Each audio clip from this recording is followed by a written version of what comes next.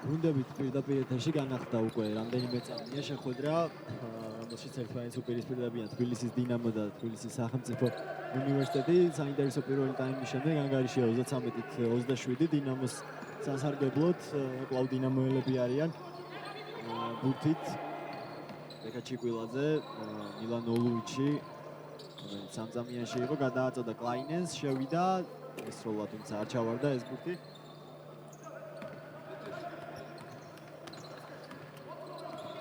და უკვე საპასუხო კონჩატევას იწყებს თბილისის სახელმწიფო უნივერსიტეტის გუნდი ტეტელაშვილი ბურთით. ნახოთ რა შემოგთავაზებს მეორე ნახევარში გიორგი ჩხეიძის გუნდი. უნდა ითქვას, რომ საკმაოდ საინტერესო მეორე ნახევარს გვპირდება პირველი ტაიმი, რადგან მიუხედავად იმისა, რომ დინამო მოახერხა 10 ქულიანი უპირატესობაც კი ჰქონდა ამ გუნდს და ერთი პერიოდი 12-მდე წავიდა. თესეუმ შეძლო და შემდეგ მინიმუმამდეც კი დაიყვანა სხვაობა ანგარიში, თუმცა უკვე ბოლო წამებზე მეორე მეოთხედისა დინამომ ოდნავ კვლავ გაზარდა უპირატესობა და 33-ით 27-ია მესამე მეოთხედის დასაწყისში. მე დარწმუნებული ვარ, რომ დინამო ბოლომდე იბრძოლებს და შეხვედრა იქნება საინტერესო და შეხვედრის გამარჯვებული გამოვლინდება დაძაბულ ბრძოლაში ბოლო წუთებზე. ამასობაში არ შეცვლილა ანგარიში. ვაუ 33-ით 27-ია. თესეუს გაალბურთელები, ნახოთ რომელი გუნდი მოახერხებს და ჩააგდებს პირველ ორ ქულას მეორე ტაიმში ასელაინი, რომელმაც კარგად ისროლა პირველ ტაიმში, მაგრამ ამჯერად ვეღარ მოახერხა საშუალო მანძილიდან ორი ქულის მოპოვება თავისი გუნდისთვის. საპასუხო იერიში დინამოელთა კარიმის შესვლა დაუფარეს მას. კლავ კარიმი საშუალოდან ესროლა, ჩააგდო ძალიან ბევრი პლუსი აქვს ამ გაალბურთელს, კარგი გადაცემები, შესვლა საშუალო მანძილებითანაც და პერიმეტრიდანაც ხშირად ახორციელებს ხოლმე ესე ზუსტ სროლებს, როგორც ამ შემთხვევაში და კიდევ უფრო დააწინაურა თავისი გუნდი. არც შეტევა გამოუვიდა თესეუს, კლავ კარიმი, ჩიკვილაძე, შესვლა, ორი ქულა, 4-0 გაქცევა დინამოსი და იქვე წუთშესვენება. კლავ 10 ქულას შეადგენს ანგარიში, სხვაობა დინამოელები დაწინაურდნენ ისევ იმ უპირატესობით, რომელიც მათ ჰქონდათ პირველ მეოთხედში. თუმცა მე კიდევ გავიმეორებ ჩემს მოსაზრებას, რომ თესევ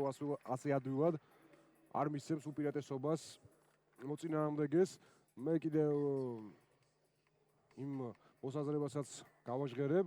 რომ ეს ორი გუნდი დაახლოებით თანაბარი ძალის გუნდია. თუმცა იმ გარემოების გათვალისწინებით, რომ ამ თამაშის დაწყებამდე თესეუს ჰქონდა ძალიან რთული ვითარება დაფინანსების თვალსაზრისით, არ იყო გადაწყვეტილი გუნდის ზოგადად გააგრძელებდა თუ არა ასპარეზობას ეროვნულ ჩემპიონატში. როგორც მორალური, ასევე ფიზიკური კონდიციები არა საუკეთესო გიორგი ჩხეიძის გაალბურთელებისა, ასე რომ დინამოს ეს უპირატესობა ნამდვილად აქვს, ასევე გულშემატკივრების ფაქტორი, რომელიც სპორტის სასახლეში მხოლოდ ერთ მხარეს ყავს. დინამოელთა კომაგები არიან დღეს ტრიბუნებზე და ისინი აქტიურად უჭერენ მხარს თავის გუნდს.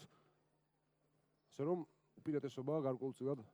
დინამოელთა მხარესაა და შემადგენლობის ხრივაც კიდევ ერთხელ აღვნიშნავ, რომ თუ დინამო ოპტიმალური შემადგენლობითაა, ვერ ვიტყვი ამას თესეუზე, გუნდის ერთ-ერთი ლიდერი ვთქვათ ასე, ლუკა ნოზაძე, ცენტრალური თავდამსხმელი, რომელიც ბოლო პერიოდში საკმაოდ კარგად ათამაშა და კარგ ფორმაში იყო. მაღალი ტემპერატურის გამო დღევანდელ თამაშს ტოვებს და ის განაცხადში არ არის. ამასობაში კი მიმდინარეობს მესამე მეოთხედის მესამე წუთის ბოლო წამები. 37-27-ია დინამოელთა სასარგებლო და ბექა ჩიკვილაძე ახორციელებს დინამოელთა შეტევას საკუთარი კომაგების ომახიანი სიმღერების ფონზე. ოლუიჩი ისროდა ახლო მანძილიდან ვერ ჩააგდო ეს ბურთი. ჩვენ ვისაუბრეთ ამ გაალბურთელზე, ვთქვით, რომ ძალიან ბევრი გაუწდა ტრავმის შემდეგ მას და პირველი თამაშია ეს ოფიციალური და ვთქვათ, რომ რა თქმა უნდა დრო ჭირდება ფორმაში შესასვლელად. აი ფორმაში მყოფი ოლუიჩი გვახსოვს ჩვენ თითო თამაში 8 დაფარებასაც კი ასრულებდა ხოლმე, რაც წინვალი მაჩვენებელია. გამოირჩევა იგი დაცვაში თამაშით. ვერა და ვერა ხერხებს თესეუ პირველი ქულების მოპოვებას მეორე მესამე პერიოდში. და დინამო ინარჩუნებს მათ ქულიან სხვაობას, პოზიციაც მათია. კარიმის კიდევ ერთი საშუალო სროლა არ ჩავარდა ოლუიჩი მოხსნაზე. საბოლოოდ რა გადაწყვეტილება ჯარიმა დინამოს დარჩება ბურთი. და მოდი აქვე კიდევ ერთხელ შევახსენოთ ჩვენს ტელემაყურებლებს, რომ ეს არის მეორე წრის პირველი ტურის მატჩი და დღეს კიდე გაიმართება ორი შეხვედრა. ამ თამაშის დასრულების შემდეგ სამედიცინო უნივერსიტეტის გუნდი დაუპირისპირდება ქუთაისს, ხოლო სოხუმი ეთამაშება ოლიმპს. ტურის პირველი ორი თამაში კი გაიმართა გუშინ, ბათუმსა და რუსთავში. რუსთაველებმა საკუთარ კედლებში დიდი უპირატესობით 112-ით 70 მოუგეს ტექნიკური უნივერსიტეტის გუნდს. 112 ზოგადად ყველაზე მაღალი შედეგიანი მაჩვენებელი იყო მიმდინარე პირველობაზე და ამ ხრივ რეკორდად შეიძლება მოუნათლოთ ეს შედეგი. ასევე ხაზგასასმელია ის, რომ გუშინდელ შეხვედრაში მალხაზ აბაიშვილმა 12 პასი შეასრულა გუშინდელ შეხვედრაში და დეონტა ვონის შინაგან საქმეთა სამინისტროს აკადემიის გუნდის უკანა ხაზელის რეკორდი გაიმეორა. ასევე მინდა აღნიშნო, რომ ბათუმში გამართული თამაში შინაგან საქმეთა სამინისტროს აკადემიის გუნდმა მოიგო 99-56 და ამ შეხვედრაში ყველაზე აქტიური იყო შს აკადემიას ცენტრალური თავდამსხმელი კირკ არჩიბეკი, მის ანგარიშზე 24 ქულა იყო. ასევე ამ 16 მოხსნაც მიითვალა საკუთარ აქტივში და ორმაგი დუბლი შეასრულა. რაც შეეხება ბათუმის გუნდს, გიორგი ნაინტაშვილი ყველა შედეგიანი 20 ქული და ჩემდა გასაკვირად ძალიან უფერული იყო ამ შეხვედრაში ლაშა კეშელავა, კალათბურთელი, რომელიც არის ლინიარი ჩემპიონატის რეკორდსმენი, 51 ქულა ჩაუგდომა არმიას. და ითვლება ბათუმელთან სტაბილურად ყველაზე შედეგიან მოთამაშედ. თუმცა გუშინდელ თამაში მან მხოლოდ 4 ქულა შეძინა თავის გუნდს. რაც როგორც უკვე ვთქვი, ჩემთვის პირადად ყოველ შემთხვევაში ძალიან მოულოდნელი და გასაკვირი იყო. თუ ესე იგი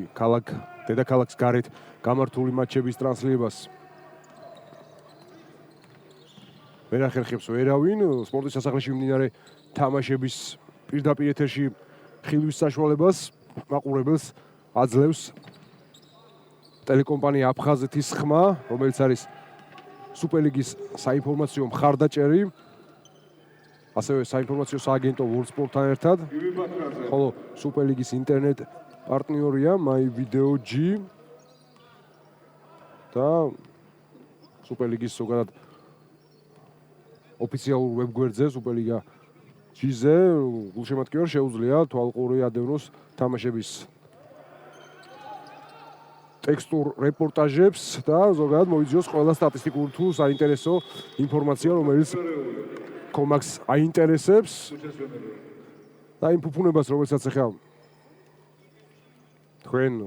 იღებთ, ანუ ჩვენ სატელევიზიო რეპორტაჟებს გთავაზობთ კომპანია ევროპა ბეთის დახმარებით და მხარდაჭერით, რისთვისაც გიორგი მოდი კიდევ ერთხელ მადლობა გადაუხადოთ ამ კომპანიას იმისათვის, რომ ამ კალათბურთის აღორძინებაში საკუთარი წვლილი შეაქვს და ჩვენს გვაძლევს საშუალებას, რომ ყველა კომაქს საკუთარ ტელეეკრანებში მივართვათ სუპერლიგის ეს საინტერესო მატჩების ტრანსლაციები. ბატონო, მომწურავად ისაუბრა გიორგი იმას სუპერლიგის პარტნიორებზე, რაც შეეხება უშუალოდ თამაშს 4 წუთი რჩება მესამე პერიოდის დასრულებამდე და ეს წუთი შესვენება აიღო თბილისის დინამოს მთავარ მემსწრეობამ ირაკლი ხოშტარიამ, რადგან 6 ქულის, სწორად 7 ქულის ჩაგდება შეძლო თესეუს გუნდმა და შეამცირა სხვაობა 6 ქულამდე 40-34-ია ანგარიში. მდინარე აქედან ეს ყველაფერი რა თქმა უნდა არ მოეწონა ირაკლი ხოშტარიას რაღაცით წააგავდა ეს ყველაფერი პირველი ანუ ზოგადად თამაშის დასაწყის მაშინაც დინამომ იგდო ხელთ უპირატესობა თუმცა შემდეგ თესეუმ მოახერხა ასე ვთქვათ თამაში დაბრუნება და კვლავ დაძაბულობის შეტანა მატჩში განახლდა შეხვედრა დინამოელები არიან ბურთით გელაზონია 7 წამის სწრაფად არის გადაწყვეტილების მიღება საჭირო კეიდია გაუშვა საშუალო ჩააგდო ირაკლი კეიდიამ ბრავო ამ შემთხვევაში ყველაფერი კარგად შეასრულა გამოსულმა კალბურთელმა 42-34 და უკვე თესეუ ცდილობს საკუთარი იერიშის წარმართვას ხანიაშვილი იყო გააწოდა თავმაიშვილს და ძალიან უხერხული პოზიციიდან მოახერხა თეიმურაზ თავმაიშვილმა და ზუსტით ხორცნა განახორციელა. მოდი მის აქტივში ჩავწეროთ ეს ეპიზოდი, რადგან გამოუცდელი კალბურთელია ხა ასე თუ ისე თეიმურ თავმაიშვილი და ისეთ ძლიერ მოწინააღმდეგეებთან ბრძოლაში როგორც იყო იგივე კლაიმენი და იოვიჩი ლეგიონერები მან მოახერხა და ძალიან უხერხული პოზიციიდან შეძინა საკუთარ გუნდს 2 ქულა 42-36 ანგარიში დინამოელთა სასარგებლოდ 6 ქულა ასხვაობა და 3 წუთია დარჩენილი მესამე-მეოთხე დის დასრულამდე გივი ბაქრაძე თესეუს მორიგი იერიში ასელაინი ბაქრაძე ხანიაშვილმა სამქულიანი დისტანციიდან მოსინჯა ბედი თუმცა არაზუსტად და უკვე დინამო გადავიდა საპასუხო იერიშზე კლაიმენი და ბოლოს ირაკლი კეიდიამ წადა ასევე პერიმეტრიდან რეალიზება თუმცა არც მას არ გამოვიდა ისევე როგორც უკვე ბოლო მომენტში გივი ბაქრაძემ ვერ გამოიყენა საკუთარი გუნდის იერიში საბოლოოდ მივიღეთ ის რომ თესეუ ბოლო წამებში ძალიან კარგ დაცვას თამაშობს ამჯერად პრესინგით მოახერხეს მათ არ გამოატანინეს საერთოდ ბურთი დინამოელებს და მოიპოვეს კვლავ ის სამი შეტევა შეიძლება ითქვას დინამო ვერაფერს ახერხებს ვერ მიყავს ლოგიკური დასასრულამდე თავისი შეტევები აქ ამჯერად კარგი დაცვა უკვე დინამოს შესრულებით ვის დარჩება ბურთი საბოლოოდ ეს უფრო სხვა სპორტს ააგავდა კვლავ ერთი დაკარგვა ხანიაშვილი საოცრებები ხდება აქ ჭიდაობა წავიდა უფრო და არა კალბურთი რაღაცნაირი ქაოსური შეტევები იყო ეს თესეუს შესრულებით იმედია დაალაგდება თამაში მე მგონი ეთყობა თბილისის სახელმწიფო უნივერსიტეტის გუნდს ის რომ ამ თამაშამდე გარკვეული პრობლემები იყო კლუბში აი თუნდაც ეს ეპიზოდი რომელიც ვერ გამოიყენეს სასწაულებრივად ჯერ ხანიაშვილმა ხოლო შემდეგ დამატებაზე სერჟ ასელაინმა ეს გავდა იმას რომ პრაქტიკულად სარიელ კარში ფეხბურთელმა ჯერ ერთმა და მერე მეორემ დამატებაზე ვერ გაიტანოს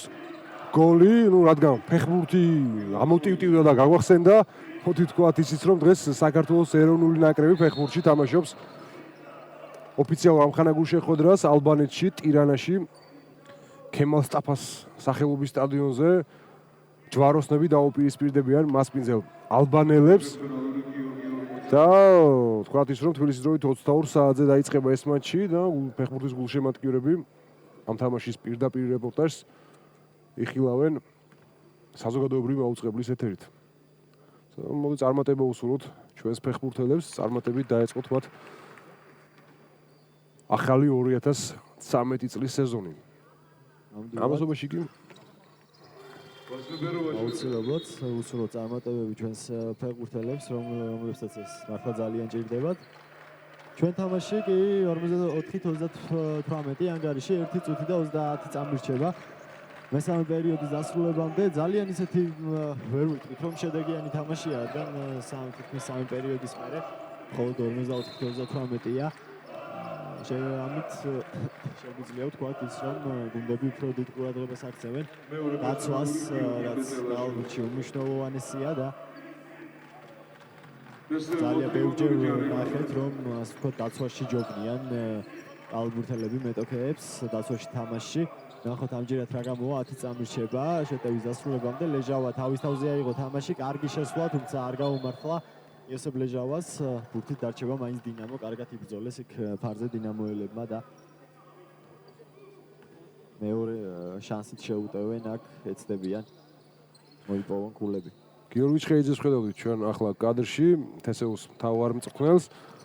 და მოდი ვთქვათ ისიც რომ დაცვასთან ერთად არ გამოსდით შეტევაში თამაში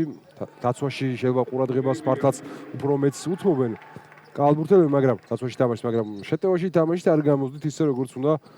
წაუვიდეთ და როგორც გვახსოვს ჩვენ როგორც ერთი გუნდის ასევე მეორე გუნდის მხრიდან ანუ საუკეთესო თამაშს ვერ აჩვენებს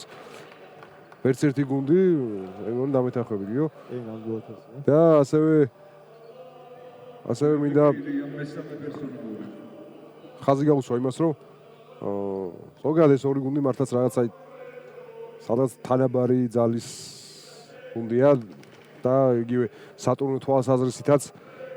დინამოც და თესეუს მეზობლები არიან მე-6, მე-7 ადგილებზე არიან ეს კლუბები 16 ქულა აქვს დინამოს პირველი წრის შემდეგ 10 თამაშის შემდეგ ხოლო თესეუს 14 ქულა აქვს და ახლა სატურნო ცხრილს შევეხეთ ბარემ თქვათ რომ რეგულარული ჩემპიონატის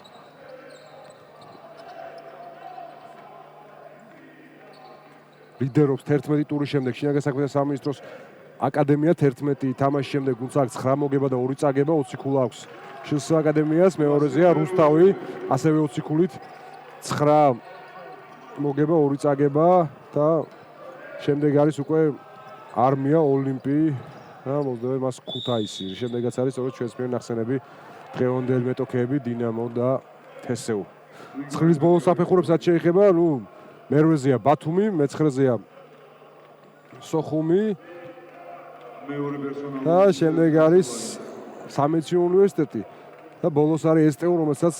11 თამაშის შემდეგ არც ერთი მოგება არ აქვს ანუ ტექნიკური უნივერსიტეტის გუნდი მიმდინარე რეგულარულ პირველობას მოგების გარეშე განაგზობს რადგან პირველი მეორე წრის პირველი თამაში გუნდმა უკვე გუშინ გამართა როგორც მოგახსენეთ და დამარცხდა რუსთავში დიდი ანგარიშით 112-70. თამამაჩები შეგვიძლია ვთქვათ რომ სამწუხაროდ ტექნიკური უნივერსიტეტის წლევანდელი ჩემპიონატის ყველაზე ცუდი გუნდია ძალიან უხეშად თუ არ გამოვა იმედია მოიპოვებენ ისინი თავის პირველ გამარჯვებას მეორე წრეში აკი ვასილ ბერუაშვილმა ძალიან რთული პოზიციიდან მოახერხა და ჩააგდო 2 ქულა 59-53 დასრულდა მესამე პერიოდი 6 ქულას იგებს დინამო პრინციპში 7 ქულას იგებდა პირველი ტაიმის შემდეგ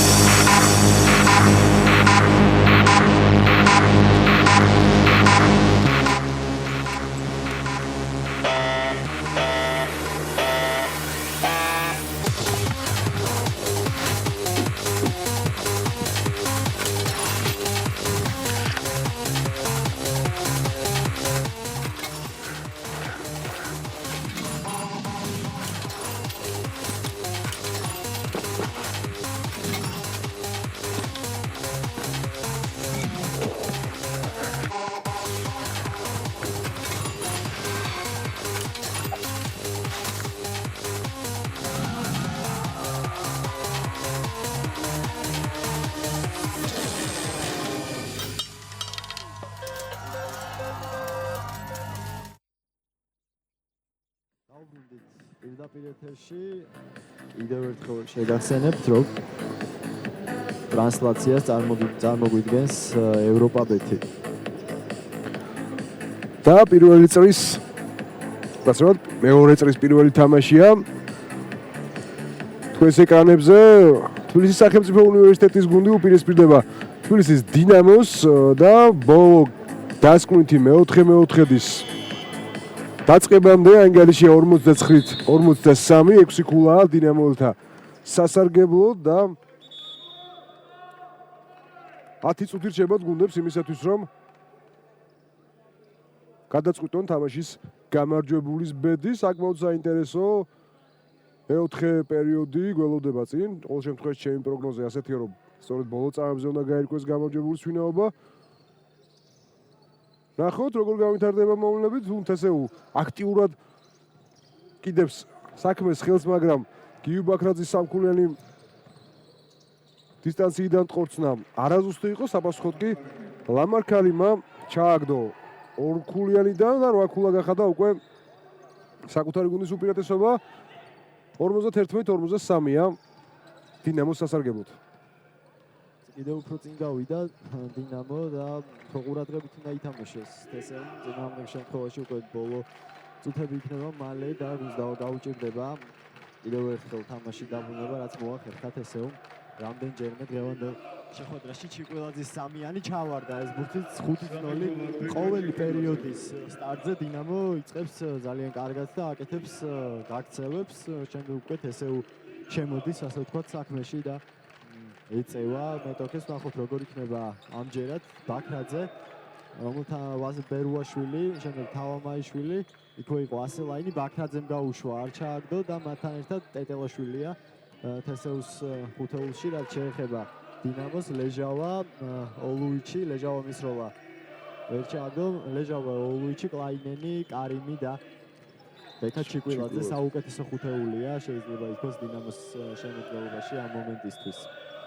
ვთქვათ ისიც რომ თამაშს უძღვებით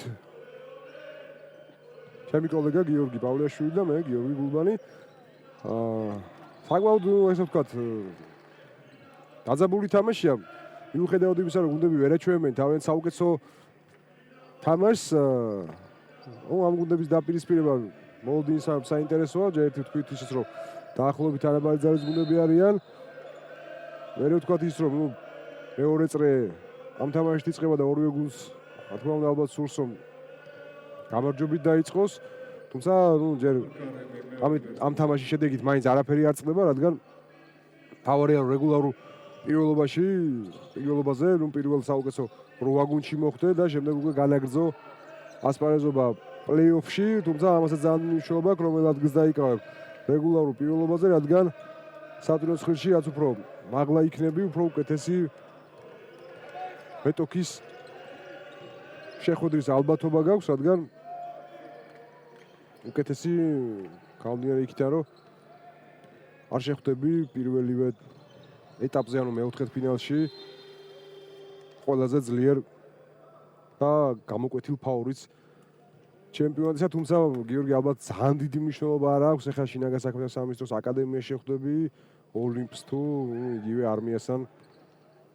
რუსთავს აი ეს და ეშელონის გუნდები გეთანხმები რომ დაახლოებით ერთი ძალის არიან და მათთან თუ რამე უნდა ნებისმიერ გუნდს ყველაფერი უნდა გააკეთონ უნდა გაუმართლოთ კიდეს და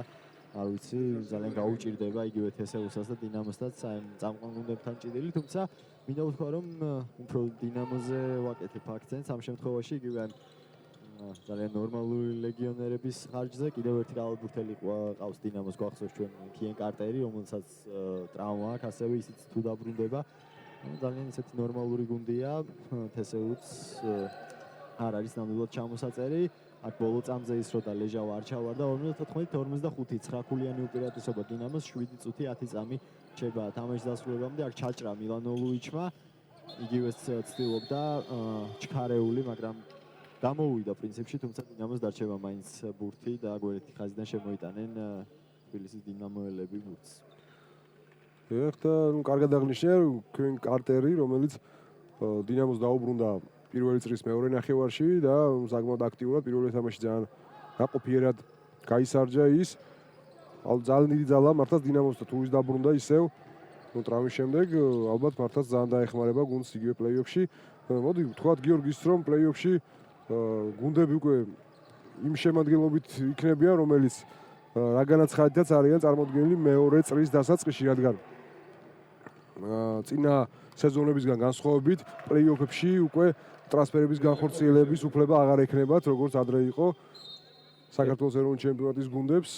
ასე რომ თუ ვინმე უნდათ რომ აეყვანათ ყველა უკვე განაცხადში ყავთ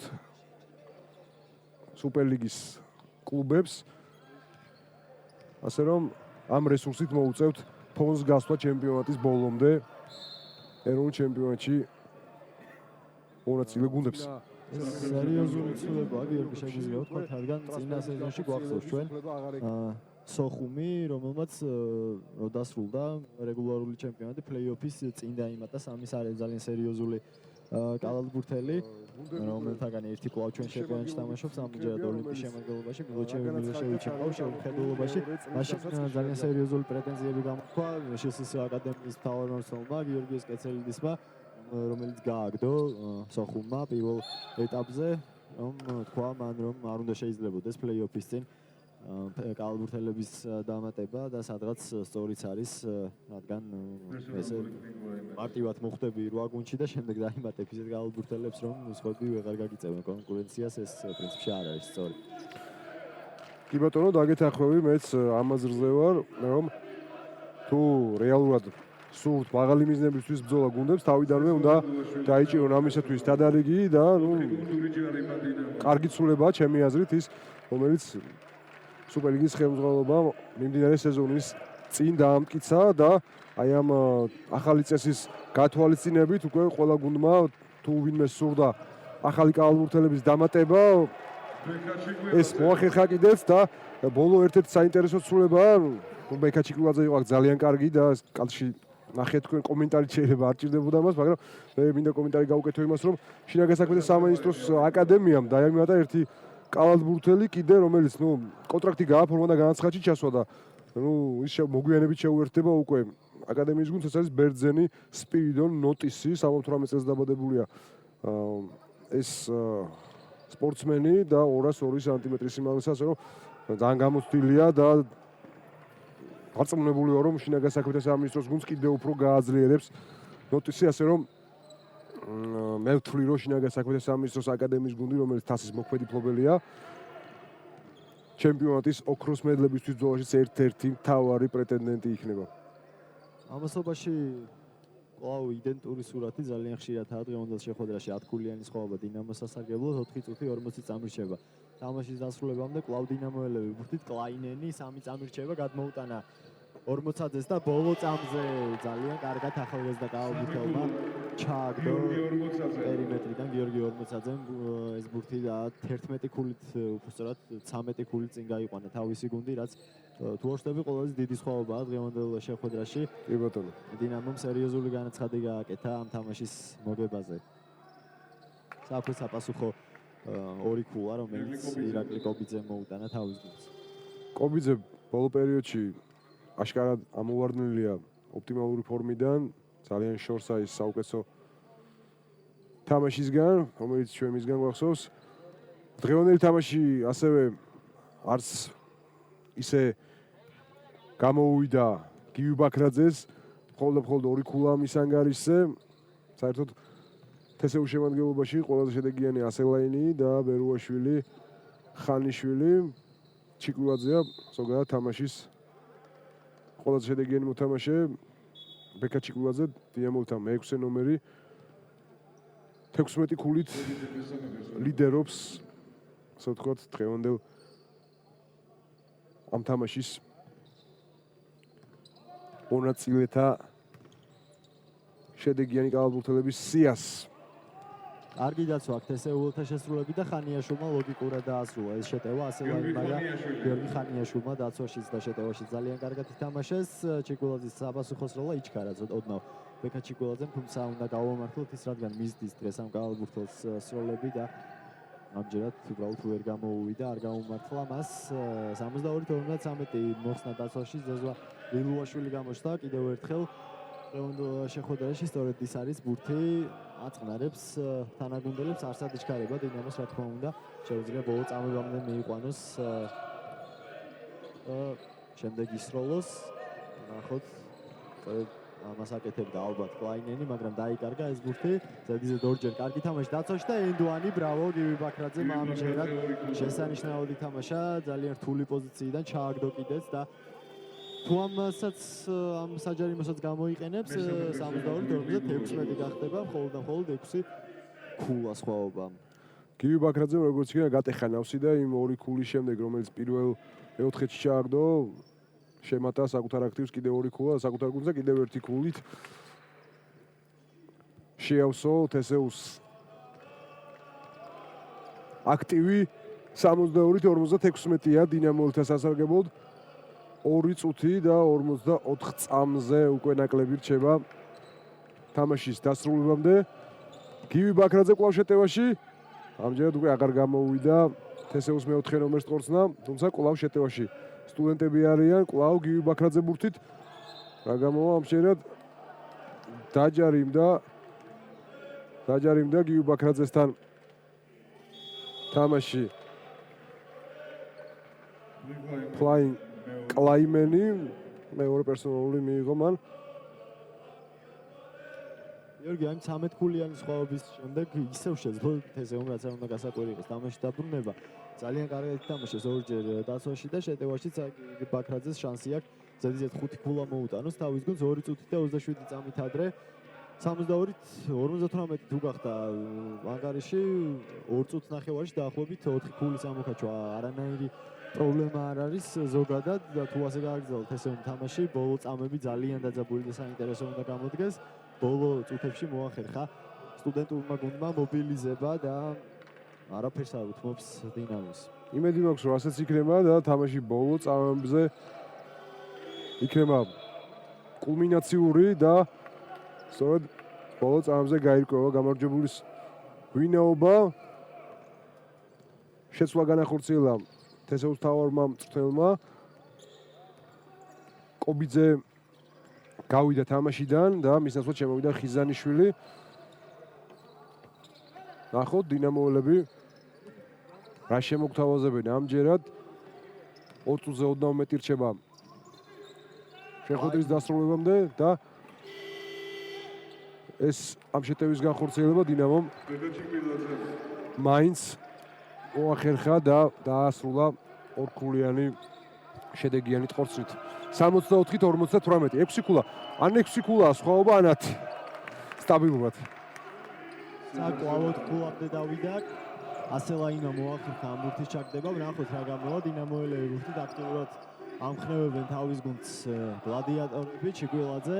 რომელმაც ითავა ბოლო წამებში თავისი გუნდის ლიდერობა ვნახოთ რას მოიფიქრებს კეიდია იქ დაუკიდა ბურთი კლაინენს სამწამიანში კლაინენმა ცალი ხელით ესროლა მოხსნა დაცვაში ასელაინი და ყველაფერი წინ არის 1 წუთი 23 წამი თამაშის დასრულებამდე ბაქრაძე ხიზანიშვილი აქვს რაფათ უნდა გაეკეთებინა გადაცემა თუმცა მაინც კარგი გადაწყვეტილება მიიღო ხიზანიშვილმა შემდეგ ბაქრაძე თავის თავზე აიღო ცალი ხელით არ ჩავარდა ეს ბურთი და ჯარიმა თესეუს ძალიან კარგი შანსი ჰქონდა იმისა რომ ორ ქულამდე დაეყვანა ანგარიში სხვაობა თუმცა ვერ გამოიყენა ეს შანსი და უკვე დინამო გადავა იერიშზე 4 ქულაა სხვაობა წუთზე ნაკლები რჩება უკვე თამაშის დასრულებამდე 64-ით 60-ია და ლამარ კარიმია შეტევაში არჩქარობს კარიმი ტეტელაშვილი ეთამაშება მას 3 წამი კარიმმა თავის თავზე აიღო ჯარიმა რა თქმა უნდა დრო ახლა უკვე დინამოს სასარგებლოდ მოქმედებს ტეტელაშვილი მეოთხე პერსონაჟი არ იყო კარგი ვარიანტი კარიმზე ჯარიმის აღება რადგან მაინც მოასწრო სროლა და თუ ჩავარდებოდა ხო +1 იქნებოდა სამქულიანი შეტევის შანსი თუ ვერ ჩავარდებოდა იქ მოხსნაზე იბრძოლებდნენ შემდეგ თესეუს კალბურთელები აქ ტეტელაშვილმა არ მიიღო სწორი გადაწყვეტილება პრინციპში მოძრაობაში აქტიურად უშლიდა ხელს და შეიძლება შემთხვევითაც დაჯარიმდა და ეს არ გაუკეთებია მას განზრახ 60-ით 64 პირველი ვერ ჩააგდო კარიმმა ვერც მეორე გაუმართლა ამ შემთხვევაში თესეუს კარიმა ვერ გამოიყენა ვერც ერთი საჯარიმო ტყორცნა კვლავ 4 ქულაა სხვაობა და ხიზანიშვილის სამქულიანიდან გაშვებული ბურთიც არ ჩაეშვა ფარში და ალბათ ახლა დინამო უკვე ჯარიმა გაცილებით ადრე იყო ასაღები თუმცა იმდენად კარგად გამოიტანა დინამო ბურთი რომ უფრო ვერ მოახერხეს ჯარიმის აღება თესეუს კალბურთელებმა ამით მოიგო დინამომ დაახლოებით 4-5 წამი და საჯარიმო ხაზზე ფილ კლაინენი რომელსაც ძალიან კარგი მაჯა აქვს და კარიმისგან განსხვავებით ახერხებს პირველი საჯარიმოს ჩაგდებას 65-ით 60 ჩააგდო მეორეც ისევ 6 ქულაა სხვაობა და მე გიორგი უკვე ამით ვიტყვი რომ ალბათ დღევანდელ შეხვედრაში გამარჯვებული საბოლოოდ გაირკვა. დინამომ ალბათ მოახერხებს დარჩენილ 20 წამში ამ თამაშის გამარჯვებამდე მიყვანას და ოფიციალურად გაიფორმებს მიმდინარე რეგულარულ პირველობაზე მე-7 მოგებას. თუმცა თესეულს ძალიან კარგი შანსი ჰქონდა ბოლო წამებზე რეალურად შეეცვალა თამაშის სურათი. მოდი ვთქვათ ისიც, რომ ამ თამაშის დასრულების შემდეგ გაიმართება სამედიცინო უნივერსიტეტსა და ქუთაისის გუნდების დაპირისპირება, ხოლო აი ამ იმ შეხვედრის შემდეგ კი სპორტის სასახლე დაეთმობათ სოხუმისა და ოლიმპის კალათბურთელებს. ამასობაში ირაკლი კეიდია კიდევ ერთ ზუსტ საჯარი მოწყორს ახორციელებს 68-60 ანგარიში, ბერუაშვილის სამქულიანი არაზუსტი 8 ქულას იგებს დინამო და თამაშის დასრულებამდე დარჩენილია 12 წამი უკვე ნაკლები. ნუ აქ უკვე აღარც აიგებენ ჯარიმას თესეუს კალათბურთელები, არც კარიმა არ უნდა შეუტიოს. 68-60 საბოლოოდ ასე დასრულა დღევანდელი შეხვედრა. 18 ქულით ბექე ჩიკვილაძე გახდა ბომბარდირი სნაიპერი დღევანდელი შეხვედრის. 16 ქულა მოიპოვა მისმა თანაგუნდელმა ფილ კლაინენმა. თესეუდან ყველაზე გამორჩეული იყო ლეგიონერი სერჟ ასელაინი 14 ქულით მიულოცოთ დინამოს ეს გამარჯვება გიორგი. ჩვენ კი დავემშვიდობოთ ჩვენს მაყურებელს და უთხრათ ის რომ დაელოდნონ შემდეგ თამაშებს გიორგი გულბანი და გიორგი პავლიაშვილი იყვნენ დღევანდელ შეხვედრაზე თქვენთან ერთად. დიდი მადლობა ყურადღებისთვის. დიდი მადლობა ყურადღებისთვის, კარგად ბრძანდებოდეთ.